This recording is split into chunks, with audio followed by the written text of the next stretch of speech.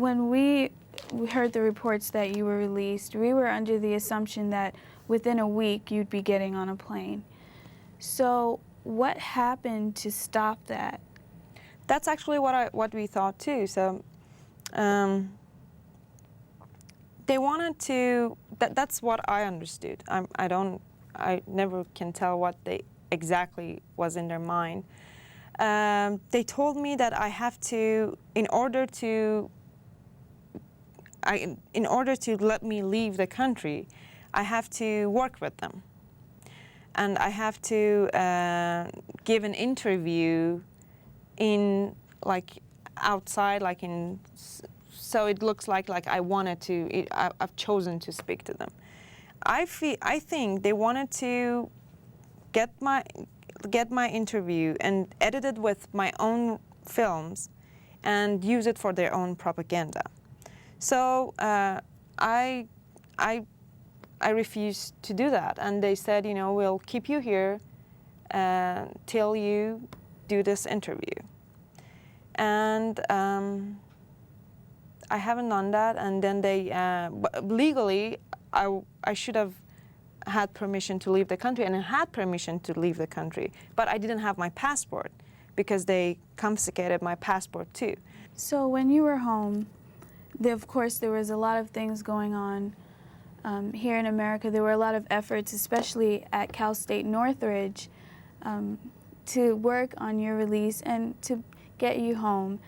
And I wanted to know what it was like seeing that for the first time. I was surprised, and then I started crying. I mean, still, when I see the pictures, when I see my pictures all over the campus, it's, I was so happy. At the same time, I felt like I'm responsible. From now on, I can just, I'm responsible for other people because I got this this huge support.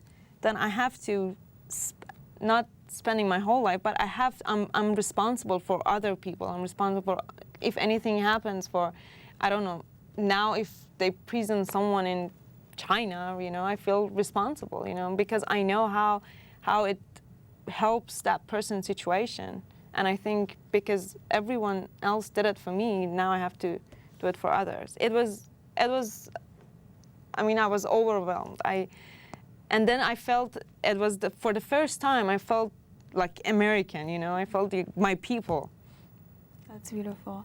And another thing that happened while you were at home were the presidential elections in Iran, and there was a big uproar. And I kind of just want to know your feelings towards the protests that happened and Ahmadinejad's re-election. Before the election, the atmosphere of the city, Tehran, was so amazing. It was because people were debating, everywhere in any square. They would talk to each other, or they would fight with each other, and arguing with each other. And then we all knew, I voted for Karoubi. He was, and I participated in his campaign too, because he was the only candidate who questions the Iranian law on women, and he took more human right stands, and so by that time I didn't like Mousavi because I thought he's not that. He's another person. Of course, all of them are part of the system. They're coming from the same place. But I just thought he's so conservative. He didn't say anything about women's right in Iran, and even his wife, who was she would say some stuff, and she was supporting her husband. She wouldn't say anything outstanding. So, we all thought. That's what we saw. In the streets everywhere were green. People. All the Mousavi supporter, and because Ahmadinejad supporters wanted to fight them back, they were all in the streets too. And the percent, I mean, just by seeing, you could tell that Mousavi supporters are like maybe like 10 times more than Ahmadinejad supporters. So, I mean, after election, when the result came out, we were all shocked.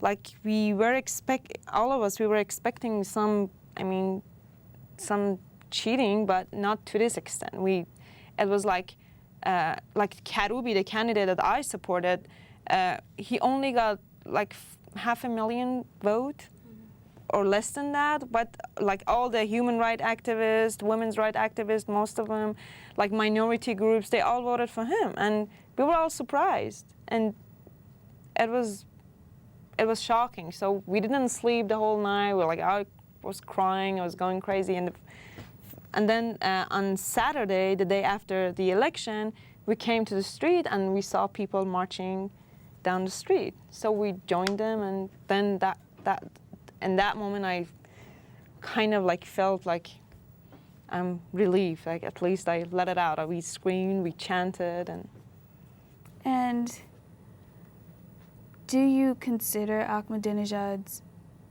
re-election valid? No, No. I personally don't. But because, I mean, I have no doubt that his people didn't choose him.